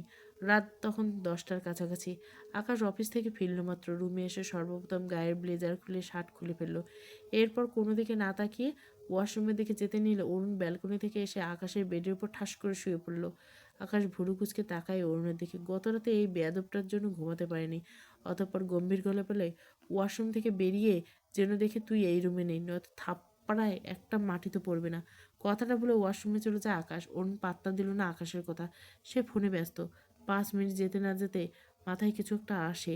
অতঃপর অরুণ বেড থেকে নেমে দাঁড়ায়, পরনের প্যান্ট টেনে একটু উপর দিকে তাকায়। বেল খুলে রেখেছে উদ্দাম শরীর। ওয়াশরুমের সামনে দাঁড়িয়ে বেসুরো গলায় গলা ছেড়ে গান গাইতে শুরু করলো। পায়খানা লাগছে আমার, কার বাথরুমে যাব। আর কিছু বলার আগে আকাশ ওয়াশরুমের দরজা খুলে চিৎকার করলে, অরুণের বাচ্চা, তোরে আজ খাইছি। অরুণ লাফ দিয়ে কয়েক পা পিছলে যায়। আকাশ ভেজা গায়ে ওয়াশরুম থেকে বেরিয়ে গেলে অরুণের পিছু যেতে যেতে রাগান্বিত স্বরে বলে, বের হ আমার ঘর থেকে। এসব উল্টোপাল্টা গান গেয়ে আমার নামে বদনাম করে যা, বের হ বেরোত্তম। ওর মনে মনে হেসে উপর থেকে ইনোসেন্ট ফেস বানিয়ে দৌড়াতে দৌড়াতে পিছু ফিরে আসে। আজ বিদেশ থেকে বাংলাদেশের ওয়াশরুমের সাথে করে নিয়ে আসেনি বলতে বলতে আকাশের ঘরের দরজা খুলে ঘর থেকে বেরিয়ে যায় অরুণ। আকাশ পিছু পিছু যায়। দরজা থেকে বেরিয়ে আর এক পা বাড়ালে সামনে সন্ধ্যাকে দেখে পা থেমে যায় আকাশের। ধাক্কা খেতে গিয়েও খায়নি আকাশ থেমে যায়। অরুণ বাম দিকে দৌড় দেয় আর সন্ধ্যা ডান দিক থেকে এসে আকাশের ঘরের সামনে দাঁড়ায়। সন্ধ্যা আকাশের পা থেকে মাথা পর্যন্ত বুলায়। মেয়েটি কী রিয়াকশন দেবে বুঝতে পারছে না। আকাশের পুরো বডি ভেজা। সবচেয়ে হাস্যকর যেটা লাগছে, আকাশের শরীরে কিছু কিছু জায়গায় ফেনা, সাথে মাথায় ফেনা, দাড়ির কিছু অংশে ফেনা। সন্ধ্যা হাসতে চাইল না, কিন্তু বহু কষ্টে সে নিজেকে সামলানো। ঠোঁট প্রসারিত করে হেসে ফেলল মেয়েটি। আকাশের দৃষ্টি সন্ধ্যার গালে টোলটুকুতে, কিন্তু যখন বুঝলো সন্ধ্যা তার করুণ অবস্থা দেখে হাসছে, সাথে সাথে মুখের উপর ঠাস করে দরজা আটকে দেয়। দু হাতে ভেজা প্যান্টে অপর দিকে টেনে তুলে অসহায় কণ্ঠে আড়ালো, ও মাই আল্লাহ, আমার ইজ্জত! এই মেয়েটার সামনে গতকাল থেকে তার ইজ্জতের দফারফা। এত রাগ লাগছে আকাশে, ইচ্ছে করছে অরুণকে সত্যি সত্যি লাথি মেরে বাংলাদেশের বাইরে বের করতে। বেডের উপর অরুণের ফোন দেখে ধুপধাপ পা ফেলে সেদিকে এগিয়ে গেল। রেগে মেগে অরুণের ফোন ছুঁড়ে মারতে গিয়েও থেমে গেল। চোখ বুজে বিড়বিড় করে, কুল আকাশ কুল! একটা আইডিয়া আকাশের মাথায় ঘুরপাক খেলো। এরপর দ্রুত অরুণের ফোনের লক খুলে হোয়াটসঅ্যাপে একটি মেসেজ টাইপ করলো, বেবি, আমি বাংলাদেশে এসেছি, কাল বিকেল 5টায় দেখা হচ্ছে। এই মেসেজ গুনে গুনে 10জনকে ফরওয়ার্ড করে বাঁকা হাসে আকাশ। কাজ শেষে অরুণের ফোন বেডের উপর ছুড়ে দেয়। এরপর দ্রুত ওয়াশরুমে চলে যায়। প্রায় 15 মিনিটের মাথায় আকাশ শাওয়ার থেকে বেরিয়ে এসে ওয়াশরুম থেকে পরনে কালো গাবর্ডিয়ান প্যান্ট, শরীর থেকে আর কিছু জড়ালো। এগিয়ে গিয়ে ঘরের দরজা খুলে তাকিয়ে বিস্ময় চোখে তাকায় সন্ধ্যাকে দেখে। তার মনে হলো সন্ধ্যাকে সে 15 মিনিট আগে যেভাবে দেখেছিল এখনও সেভাবে দাঁড়িয়ে আছে। সন্ধ্যা আকাশ আর অরুণের জন্য 2 কাপ কফি এনেছিল। আসমানি নাওয়ান তাকে পাঠিয়েছিল। আকাশদের বাড়ির কাজের খালা আসছিল, মাঝপথে সন্ধ্যার হাতে ধরিয়ে দেয়। এজন্য সন্ধ্যা কফি দিতে এসেছিল, কিন্তু আকাশ মুখের উপর দরজা লাগায় মেয়েটি ভেবেছে সে হেসেছে বলে আকাশ তার উপর অনেক রেগেছে, যে এই ভাবনার সাথে কফি দেওয়ার জন্য চুপটি করে এখানে দাঁড়িয়েছে। আকাশ গম্ভীর বলে বলে কি চাই? সন্ধ্যা হাতের ট্রেটা আকাশের দিকে এগিয়ে দেয়। আকাশ দেখলো সন্ধ্যার হাতে একটা ছোট্ট ট্রে, যাতে 2 কাপ কফি। সন্ধ্যার মাথা নিচু। আকাশ সন্ধ্যার দিকে তাকিয়ে ট্রেটি নিজের হাতে নিল, কিন্তু আকাশ তার ঘরের ভেতরে গেল না, বরং এখানে দাঁড়িয়ে রইল। সন্ধ্যা মাথা নিচু করে বারবার ঢোক গিলছে। সে হেসেছে বলে আকাশকে সরি বলতে চেয়েছে, কিন্তু সে তো কথাই বলতে পারে না। কথাটা ভাবতে চোখের কোণে পানি জমে নিল। নিজেকে সামলে নেয় সন্ধ্যা। এরপর মাথা উঁচু করে আকাশের দিকে তাকিয়ে ইশারা করে। প্রথমে ডান হাতের আঙুল দ্বারা মুখের হাসি বোঝায়, এরপর ডান হাতে ডান হাতের পাতা ধরে সরি বোঝায়। সন্ধ্যার মন বলে, আমি আপনাকে দেখে এসেছি, তাই সরি। আকাশ সন্ধ্যার কাছে ভীষণ অবাক হয়ে যায়। সে বুঝেছে সন্ধ্যার হাসার কারণে তাকে সরি বলছে। সন্ধ্যা অসহায় চোখে আকাশের দিকে চেয়ে আকাশের উত্তর শুনতেছে। আকাশ নীরব হয়ে সন্ধ্যার দিকে চেয়ে রইল। আকাশের থেকে কোনো উত্তর না পেয়ে সন্ধ্যার মন খারাপ হয়। সে ভেবেছে আকাশ তার কথা বোঝেনি, আবার বোঝাতে চায়। তাই নিচ থেকে আসমানি নেওয়ান এর গলা পেয়ে সন্ধ্যা আর এখানে দাঁড়ায় না, দ্রুত পায়ে এগিয়ে যায় তার শাশুড়ির ডাকে সাড়া দিতে। ডান হাত বাড়িয়ে চোখের কোণে লেগে থাকা পানির কণা মুছে নেয়। আকাশ 2 কাপ চায়ের একটি থেকে একবার চুমুক খেয়ে দিয়ে মুখ কুঁচকে বিরক্তিসূচক শব্দ করে, এই চায়ের চেয়ে শরবত হাজারো গুণ ভালো। বিরক্তি নিয়ে চায়ের কাপ হাতের ছোট্ট ট্রেতে রেখে দেয় শব্দ করে। কফির প্রয়োজন ছিল, কিন্তু দিয়েছে তো শরবত। আকাশের দৃষ্টি সন্ধ্যার পানে। সন্ধ্যা ধীর পায়ে এগিয়ে যায়। সন্ধ্যার মাথায় শাড়ির আঁচল দ্বারা ঘোমটা টানা। আকাশ সেদিকে গম্ভীর চোখে চেয়ে রইল। মানে কি চলছে বোঝা যাচ্ছে না, তবে সন্ধ্যাকে নিয়ে ভালো কিছু নেই। চোখে মুখে অগণিত বিরক্তির ছোঁয়া। সৌম্য আকাশের খালাতো বোন শিমুদের বাড়িতে এসেছে। শিমুকে বেশ কয়েকটা অ্যাকাউন্টেন্টের ম্যাথ দেখিয়ে দিল। এরপর চেয়ারে হেলান দিয়ে 2 চোখে আড়াআড়িভাবে চোখ রেখে চোখ বুঝে, 2 দিন আগে ইরার সাথে লাশ দেখা হয়েছে। ইরাকে ইরার বাসার সামনে রেখে এসেছিল। এরপর ইরার আর কোনো খোঁজ পায়নি। সে তো ইরার কোনো খোঁজ নেয় না। ইরা নিজে থেকে সবসময় সৌম্যকে মেসেজ দেয়, কলের উপর রাখে। কিন্তু 2 দিন থেকে ইরার একটিও মেসেজ কল কিচ্ছু পায়নি। হয়তো নিজেকে গোছাতে ব্যস্ত হয়ে গেছে মেয়েটা। কথাটা ভেবে সৌম্যর বুকে কেমন চিনচিন ব্যথা হলো। ইরার আকুতি ভরা দৃষ্টি ভেসে উঠল। সৌম্য চোখ বুঝে রেখে ঢোক গিলল। মনের কোণে কিছু কথা উকি দেয়। এদেশে সৌম্যদের 2 দিনের পরিচয় কেউ মনে রাখে না, কারণ তাদের পকেটে টাকা ভর্তি থাকে না। সৌম্যদের অভাগী মা বোন বেঁচে থাকলে তারা মনে রাখে ভাই আর ছেলেকে। সন্ধ্যা তাকে মনে রেখেছে তো? তার ছোট্ট বোনটা তাকে দেখতে চায়, কষ্ট পায় ভাইকে না দেখতে পেয়ে। বোনের কথা ভেবে সৌম্যর দম বন্ধ হয়ে যায়। মা মারা যাওয়ার পর সৌম্য তার বোনটাকে মায়ের আদর দিতে চাইতো, কষ্ট ভুলিয়ে রাখতো, কত জোকার হয়ে বসে থাকতো। তবু সবশেষে সন্ধ্যা কষ্ট পেত। আসলে তাদের 2 ভাই বোনের কপালে দুঃখগুলো খুব যত্ন করে লেখা, তাই হাজার চেষ্টা করেও কেউ দুঃখ থেকে রেহাই পায়নি। শিমু ম্যাথ করার মাঝে মাঝে সৌম্যর দিকে তাকায়। তার মা নাস্তা দিয়ে গেছে, কিন্তু সৌম্য তাকেও দেখেনি। শিমুর মন খারাপ। সৌম্য স্যার এর কি অনেক মন খারাপ? কয়েকদিন পর এসেছে, ঠিক করে কথাও বলেনি। শিমু ম্যাথে মনোযোগ দিতে পারছে না। সৌম্যর জন্য তার ভীষণ খারাপ লাগছে। মেয়েটি বেশ কিছুক্ষণ সৌম্যর দিকে তাকিয়ে মিনমিন করে বলে, স্যার। সাথে সাথে সৌম্য চোখ মেলে তাকায়। সোজা হয়ে শিমুর খাতার দিকে ঘুরিয়ে নেয় স্বাভাবিকভাবে। কলম হাতে নিয়ে খাতায় দৃষ্টি নিলে ভুরু কুঁচকে তাকায়। মেয়েটি কলমের একটি ফোঁটাও বসায়নি খাতায়। এমনিতে কিছু ভালো লাগছে না। তার মধ্যে মেয়েটি তামাশা শুরু করছে। সৌম্য শব্দ করে খাতা রেখে শিমুর দিকে চেয়ে রাগান্বিত স্বরে বলে, তামাশা করতে এসেছি আমি? এই মেয়ে, 5 মিনিটের মধ্যে ম্যাথ করা যায়, তুমি 20 মিনিটে সেটা করতে পারলে কি হলো? কথা বলছে না কেন? শিমু ঝাঁকি দিতে ওঠে। সৌম্যর কথাগুলো অনেক রুট শোনায়। সৌম্য বিরক্তি নিয়ে নিজেই ম্যাথ করে দেয়। এরপর আরেকটি মার্ক করলে বলে, 5 মিনিটে এটা করে বসো। কথাটা বলে ফোঁস করে শ্বাস ছেড়ে শিমু ঢোক গেল। খাতা নিজের দিকে টেনে নিয়ে 1 লাইন লেখে। এরপর সৌম্যর দিকে চেয়ে ভয়ে ভয়ে বলে, স্যার আপনি নাস্তা খাবেন না? সৌম্য সাথে সাথে শক্ত গলে বলে, খাবো না। শিমু আবারও ঢোক গেল। এরপর মৃদুস্বরে বলে, আপনাকে অনেক ক্লান্ত লাগছে, খেয়ে নিন। সৌম্য শিমুকে কড়া ধমক দেয়। শিমু ভয় পেয়ে মাথা নিচু করে নেয়। সৌম্যকে এভাবে ক্লান্ত মনমরা হয়ে দেখতে তার একটুও ভালো লাগছে না। কিন্তু সৌম্য তো তার কথা শোনে না। শিমুর চোখ জোড়া ঝাপসা হয়। সৌম্য তার দিকে একটা বড় তাকায় না। সে কত পরিপাটি হয়ে আসে, অথচ সৌম্য ফিরেও তাকায় না, উল্টে ধমকায়। শিমুর তবুও ভয় লাগে সৌম্যকে, খুব ভালো লাগে। আকাশ শিমুদের বাড়িতে এসেছে। গত 2 দিন আগে তার ব্যবসার সাথে কক্সবাজারে যাওয়ার কথা ছিল, কিন্তু কিছু সমস্যার কারণে কাজ পিছিয়ে যাওয়ায় আকাশ এখনও ঢাকায় আছে। সে তার খালা আর খালাতো বোন শিমুর খোঁজ নিতে এসেছিল। তার মা আসতে চেয়েছিল, শরীর একটু খারাপ লাগে, আগামীকাল আসতে। আকাশ তার খালার বিষয়ে টুকটাক কথা বলছে। এরপর ফল মিষ্টি খালার হাতে, এরপর 20,000 টাকার একটা বান্ডিল খালার হাতে দেয়। আকাশ মাসে 3 থেকে 4 বার সে আসলেই খালার হাতে একটা অ্যামাউন্ট ধরে দেয়। আকাশ তার খালার সাথে কথা বলা শেষে শিমুর ঘরে গিয়ে দেখলো সৌম্য শিমুকে পড়াচ্ছে। আকাশ এগিয়ে এসে বলে, সৌম্য কী অবস্থা? সৌম্য আকাশকে দেখে সালাম দেয়। আকাশ সালামের উত্তর দিয়ে শিমুর উদ্দেশ্যে বলে, পড়াশোনার কী অবস্থা? শিমু মাথা নিচু করে মিনমিন করে বলে, ভালো ভাইয়া। আকাশ কিটক্যাটের একটা বড়সড় বক্স শিমুর কোলে ছুড়ে দেয়। শিমু অবাক হয়ে বলে, ভাইয়া এটা আমার জন্য? আকাশ দু প্যান 2 হাত প্যান্টের পকেটে রেখে গম্ভীর হলো, না, তোর নানিমায়ের জন্য। আকাশের কথায় শিমু মুখ ভোঁতা করে তাকায়। সৌম্য মৃদু হাসে। সন্ধ্যার কথা ভেবে সৌম্যর মুখ মলিন হয়ে যায়। আকাশ শিমুকে ছোট বোনের মতো খুব আদর করে। এটা সৌম্য গত 1 বছরে বুঝেছে। আকাশ আর সৌম্যকে দেখে তার সন্ধ্যা মায়াময় বুকটা ভেসে ওঠে। আকাশ ফোনে মগ্ন। সৌম্য ফোনে একটা নোটিফিকেশন আছে। সৌম্য সাধারণত তার নোটিফিকেশন চেক করে না, কিন্তু গত 2 দিন ইরার খোঁজ না পেয়ে ছেলেটার হৃদয় ব্যাকুলতা। হয়তো সে নিজেকে ধরা দেয় না। সৌম্য তার ফোন টেবিলের উপর থেকে নিয়ে চেক করে দেখলো অপরিচিত এক নাম্বার থেকে হোয়াটসঅ্যাপে একটা ভিডিও এসেছে। সৌম্য ভুরু কুচকে ভিডিও ওপেন করে। ফোনের স্ক্রিনে সন্ধ্যার মুখ ভেসে ওঠে। কয়েক সেকেন্ড পেরোতে সন্ধ্যার গালে একটা শক্তপোক্ত থাপ্পড় পড়ে। সন্ধ্যা হুমড়ি খেয়ে মেঝেতে পড়ে যায়। এটুকু দেখে সৌম্যর চোখ জোড়া ঝাপসা হয়ে যায়। ভিডিও পজ করে দেয়। সে থাপ্পড় দিয়েছে তাকে ভিডিওতে একটুও দেখা যাচ্ছে না। সৌম্য কেন যেন শরীরে শক্তি পাচ্ছে না। বহু কষ্টে নিজেকে সামলে ভিডিও আবারও অন করে।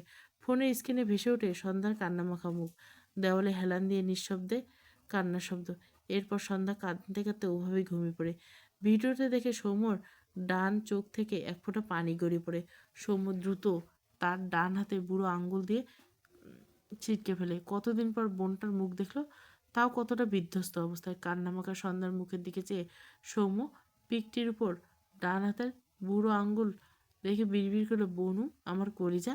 এরপর আরও 1 সেকেন্ড সময় নষ্ট না করে সৌম্য উঠে দাঁড়ায়। নিজেকে সামনে আকাশের উদ্দেশ্যে ভারী গেল বলে, ভাইয়া আমাকে এক্ষুনি যেতে হবে। আকাশের ফোন থেকে দৃষ্টি সরিয়ে সৌম্যর দিকে তাকায়। আকাশকে চুপ থাকতে সৌম্য আবারও বলে, ভাইয়া প্লিজ, আমি শিমুকে আর কয়েকদিন ডাবল টাইম দিয়ে পড়িয়ে দেবো। আকাশ ভুরু কুচকে বলে, ওকে, বাট কোনো প্রবলেম হয়েছে? সৌম্য ছোট করে বলে, না ভাইয়া আসছি। কথাটা বলে সৌম্য বড় বড় পা ফেলে ঘর থেকে বেরিয়ে যায়। শিমু আকাশকে দেখে ভয়ে ভয়ে মন নিয়ে ম্যাথ করছিল। হঠাৎ সৌম্যর এভাবে চলে যাওয়ায় বেচারি মন মরা হয়ে যায়। পরদিন সকাল 9টা। আকাশ কক্সবাজারের উদ্দেশ্যে রেডি হয়ে নিচে যায়। অরুণ সাইফুদ্দিন নেওয়ানের পাশে বসে নাস্তা করছে। বাঁ হাতে ফোনের স্ক্রিন চলছে। আকাশ অরুণের সামনে বরাবর চেয়ারে বসে আছে। আসমনি নেওয়ান আকাশের সামনে স্যান্ডউইচ রাখে। আকাশ ডান হাত একটু টানা দেয় যাতে ব্লেজারের হাতা সামান্য উপরের দিকে আসে। এরপর খাওয়া স্টার্ট করে। অরুণ আকাশের দিকে তাকিয়ে মনে মনে হাসলো। এরপর ডান হাত পা আকাশের দিকে এগিয়ে নিয়ে আকাশের পায়ের উপর রাখে। আকাশ মাথা নিচু করে খাওয়ায় মনোযোগী ছিল। হঠাৎ তার মুখ নাড়ানো থেমে যায়। মাথা উঁচু করে ভুরু কুঁচকে তাকায়। অরুণ বা হাতের আঙুলগুলো মেয়েদের মতো ঢং করে বাড়িয়ে বলে, হে বাতাস বেবি। আকাশ অরুণকে দেখে চোখ মুখ কুঁচকে। সৈফুদ্দিন নাওয়ান অরুণের দিকে তাকালে অরুণ স্বাভাবিক হয়ে মেখে হাসে। আকাশ হঠাৎই তার ডান পায়ের 2 আঙ্গুল দিয়ে অরুণের বাঁ পায়ের একটা আঙ্গুল মুচড়ে ধরে। অরুণ চেঁচিয়ে ওঠে। সাইফুদ্দিন নাওয়ান খাবার চেপাতে চেপাতে বলে, কি হয়েছে অরুণ? অরুণ আকাশের দিকে তাকায়। আকাশ মাথা নিচু করে মনোযোগ সহকারে কাছে, যেন আশেপাশে কি হচ্ছে কিছুই জানে না। অরুণ অসহায় মুখ করে বলে, আঙ্কেল, তীব্র বাতাস আমায় খুব খুব কষ্ট দেয় জানেন। সাইফুদ্দিন নাওয়ান অরুণের কথা বুঝলো না। অরুণ আকাশের দিকে তাকিয়ে বলে, আকাশবাবু তুই কত ভালো, ছাড় ছাড়। আকাশের বাবু ভুরকুচকে বলে, কি ছাড়? অরুণ ঘাড় ঘুরিয়ে সৈফুদ্দিন নাওয়ানের দিকে চেয়ে বলে, আঙ্কেল, আপনার ছেলে আমার ইজ্জত ধরে টানছে। সৈফুদ্দিন নাওয়ান আকাশের দিকে তাকালে দেখলো আকাশ মনোযোগ দিয়ে খাচ্ছে। ভদ্রলোক অরুণের দিকে চেয়ে ভুরুকুচকে বলে, কিন্তু তোমাদের মাঝে তো অনেক ডিস্টেন্স। সৈফুদ্দিন নাওয়ানের কথা শুনে অরুণ চোখ বড় বড় করে তাকায়। হায় হায়, ছেলে পায়ের আঙুল ছিল বলে আর বাবা সত্যি সত্যি তার ইজ্জতের দিকে নজর দিচ্ছে। সন্ধ্যায় 1 গ্লাস জুস নিয়ে আকাশের পাশে এসে দাঁড়িয়েছে। আশমিন রান্নাঘর থেকে আনতো, কিন্তু তিনি কিছু কাজ করেছিলেন বলে সন্ধ্যা নিয়ে এসেছে। যদিও আশমিন সন্ধ্যাকে নিষেধ করেছে, কিন্তু মেয়েটা জোর করে এনেছে। মানুষটা তার কথা কত ভাবে, একটু একটু সাহায্য করাই যায়। সন্ধ্যা আকাশের পাশে এসে দাঁড়িয়েছে। সে কথা বলতে পারে না, কিভাবে দিবে বুঝতে পারছে না। অরুণের চোখ পড়ে সন্ধ্যার দিকে। আকাশ তার পা এখনো ছাড়েনি। বেচার চোখ মুখ কোচকানো অবস্থা সন্ধ্যার দিকে তাকিয়ে হাত নেড়ে বলে, হাই সুইডার্ট, কিছু বলবে? হঠাৎ এভাবে কথা বলে সন্ধ্যা ঝাঁকি দিয়ে টেবিলের অপর পাশে বসা অরুণের দিকে তাকায়। তখন তার হাতে জুসের গ্লাসের সবটুকু জুস ঢেলে আকাশের প্যান্টের উপর পড়ে যায়। আকাশ ডান দিকে ফিরতে নিয়েছিল, তার আগে কোলের উপর ঠান্ডা কিছু অনুভব করায় মাথা নিচু করে দেখলো তার কোল ভেজা। মাথা উঁচু করে দেখে পাশে সন্ধ্যা দাঁড়ানো, যার হাতে গ্লাসের জুস। সন্ধ্যা এই অকাজ করেছে বুঝতে পেরে ছেলেটা ভীষণ রেগে যায়। খাওয়া ছেড়ে দাঁড়িয়ে যায়। সন্ধ্যা 2 পা পিছিয়ে যায়। ভীত চোখে আকাশে তাকায় আকাশের দিকে। আকাশ ভস্ম করে দেওয়া চোখে তাকিয়েছে সন্ধ্যার দিকে। ইচ্ছে করছে এই মেয়েটাকে ঠাঠি কয়েকটা থাপ্পড় দিতে, এরপর কিছু বলতে। রাগান্বিত স্বরে চিৎকার বলে, রাবিশ! মুখের বুলির সাথে সাথে চোখের পাওয়ার নেই। আকাশের চিৎকারে আসমানি নেওয়ান দ্রুত রান্নাঘর থেকে বেরিয়ে এসে সৈফুদ্দিন নেওয়ান ভুরু কুচকে সন্ধ্যার দিকে চেয়ে আছে, চোখে মুখে বিরক্তি। অরুণ আকাশের উদ্দেশ্যে বলে, আকাশ, মেয়েটি বুঝতে পারিনি হয়তো, বাদ দে। আকাশ অরুণের দিকে তাকিয়ে চেয়েছি বলে, এই মেয়েটা আমার পাশে এসেছে কেন? ওর সাহস কি করে হ্যাঁ আমার পাশে দাঁড়ানো? আসমানি নেওয়ান আকাশকে ধমকে ডাকে, আকাশ! আকাশ রেগে তার মায়ের দিকে তাকিয়ে চিৎকার বলল, তুমি এই মেয়েকে এই বাড়িতে আনছো, তোমার কাছেই রাখো। মেয়েটা আমার পাশে কেন আসে? তুমি তোমার মেয়ের পরিচয় যতদিন ইচ্ছে এই বাড়িতে রেখো, কিন্তু আমার সাথে ডিভোর্স হওয়া আগে পর্যন্ত এই মেয়েকে যেন আমার আশেপাশে না দেখি। আকাশ নাওয়ান, এই লাইফে বউ নামে কোনো ফালতু টপিক থাকবে না, বুঝেছ? কথাগুলো বলে আকাশ তার পাশে থাকা চেয়ারে সজোরে লাথি দেয় জোরে সরে। চেয়ারটা কয়েক পা পিছনে সরে যায়। আকাশ আর কোনো দিকে তাকালো না, গট গট পায়ে এগিয়ে গিয়ে সিঁড়ি বেয়ে উপরে উঠতে থাকে। আসমানি নেওয়ার নীরব চোখে ছেলের পানে চেয়ে রইল। অরুণ কান্নারত সন্ন্যার দিকে একবার তাকায়, আরেকবার আকাশের দিকে তাকায়। সৈফুদ্দিন নারায়ণ বিরক্ত চোখে সন্ন্যার দিকে চেয়ে বলে, সন্ধ্যা মাথা নিচু করে নিঃশব্দে চোখের পানি ফেলছে। সে একদিনে এই সমাজে ডিভোর্সি হিসেবে পরিচিত হবে। বিয়ের আগে ওসব অত্যাচার বোধহয় ভালোই ছিল। তার কপালে একটু সময়ের জন্য আল্লাহ সুখ লেখেনি। সৌম্যর কথা মনে পড়ে। সৌম্য বলতো, বনু, তুই আমার কাজের মাসি হয়ে থাকবি, বুঝলি? সন্ধ্যা মুখ ফুলিয়ে তার ভাইয়ের দিকে তাকালে ভাই তার মাথায় ডান হাত রেখে মৃদু হেসে বলতো, আর সেই কাজের মাসি আমার ঘরে বাস্তবে রাজকন্যা হয়ে থাকবে। টাকা দিয়ে নয়, আদর ভালোবাসা দিয়ে, চলবে মনু? সন্ধ্যা সৌম্যর দিকে ঝাপসা চোখে চেয়ে হেসে ফেলতো, ইশারায় বোঝাতো শুধু চলবে না, দৌড়াবে। কথাগুলো ভেবে সন্ধ্যার দলা পাখি কান্না আসলো। সন্ধ্যা তার ভাইয়ের কাছে অভিযোগ করতে ইচ্ছে করছে, সৌম্য ভাইয়া, তোমার বোনের আদর ভালোবাসা কিছুই নেই, তুমি কোথায় সৌম্য ভাইয়া? সন্ধ্যার মন বলে তার স্বামীর ভালোবাসা লাগবে না, সে তো আর ভাগ্যবতী নেই, তার কপালে এসব নেই। সে শুধু তার ভাইয়ের কাছে যেতে চায়, তার ভাইয়ের সাথে সে একবেলা খেতে চায়। সৌম্য ভাইয়া কেন আসে না তাকে নিতে? কবে আসবে? সন্ধ্যা আর কত অপেক্ষা করবে? কথাগুলো ভাবতে ভাবতে সন্ধ্যার চোখ থেকে টপ টপ করে পানি গড়িয়ে পড়ে। অন্তর্দহন 2য় পর্ব। পুরো গল্পটা প্লেলিস্টে আছে।